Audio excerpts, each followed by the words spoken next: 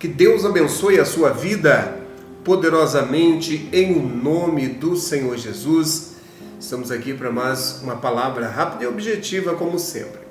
Você sabe que a ciência, ela tenta explicar a existência de Deus, mas ela não vai conseguir.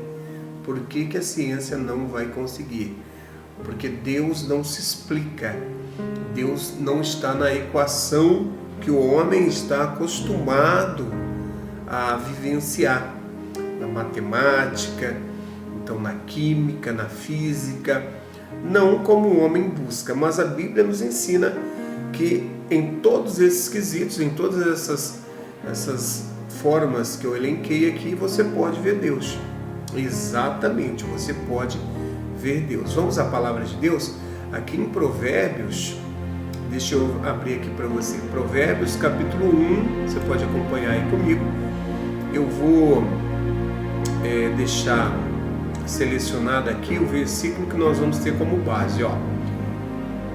Então, Provérbios capítulo 1, no verso 7, diz da seguinte forma: o temor do Senhor é o princípio do conhecimento. Os loucos desprezam a sabedoria e a instrução. Então, olha só que bacana, hein? O temor do Senhor é o princípio do conhecimento. O temor não é ter medo. Temor é você ter uma reverência, um profundo respeito e assim elevar então o nome do Senhor como deve ser feito, em adoração, em espírito, em verdade.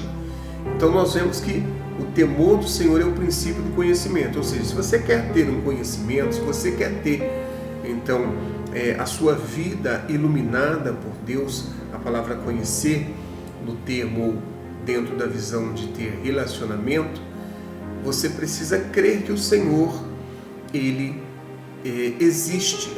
Mas aí não tem como, né? Se Ele existe, como que a ciência não consegue demonstrar isso? Porque essa visão de que Deus existe é para a nossa mente pequena ter entendimento daquilo que pode ter ou daquele que pode ter construído tudo isso. Então a nossa mente precisa acreditar na existência de Deus, porque nem tudo há explicação, mas nós vemos Deus em tudo ao mesmo tempo. Então Deus está em tudo, Deus é tudo. Até o mal é Deus. Eu não diria mal, porque muitas das vezes o homem cita o que é mal, o que muitas das vezes é justo, mediante uma regra, mediante uma lei quebrada. Então nós precisamos entender isso. Então, se eu acredito que existe um Deus, mesmo que empiricamente não existe a possibilidade da gente comprovar essa existência, a própria palavra de Deus nos mostra isso. Onde que a palavra de Deus nos mostra, né? Acabei de mostrar para você que o temor ao Senhor é o princípio do conhecimento. Vamos então à outra parte aqui que eu quero mostrar para vocês. No mesmo capítulo, porém, no versículo 20, eu vou, a partir do versículo 20, né? Eu vou selecionar 2 versículos aqui para ficar mais claro. Vamos ver? Então olha aí, ó. Versículo 20 diz assim: a sabedoria clama lá fora. Então quer dizer, se o temor ao Senhor é o princípio da sabedoria, onde está a sabedoria? A sabedoria clama lá fora. Onde? Aí ele diz aí, ó, pelas ruas levanta sua voz. Nas esquinas movimentadas ela brada.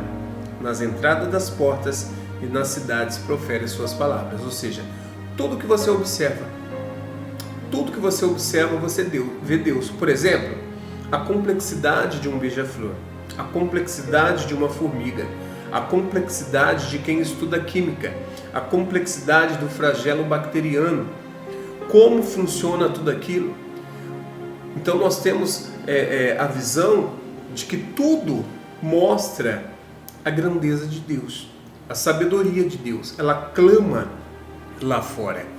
Se você olhar o seu globo ocular, você vê Deus. a interação entre o seu cérebro e o seu corpo. Você vê Deus.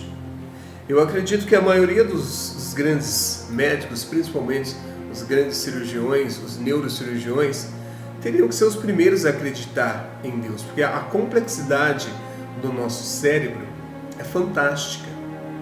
E um ser dessa magnitude, com esse cérebro que nós temos, com essa complexidade, não poderia ser obra do acaso ou de uma mutação ou de um desenvolvimento da espécie, de forma alguma. Não existe essa possibilidade. O ajuste fino da natureza, o ajuste fino que nós vemos em detalhes da química, H2O, a composição do hidrogênio, do carbono. Olha que eu não estou entrando nem na questão dos prótons, dos quarks, dos nêutrons, da massa escura.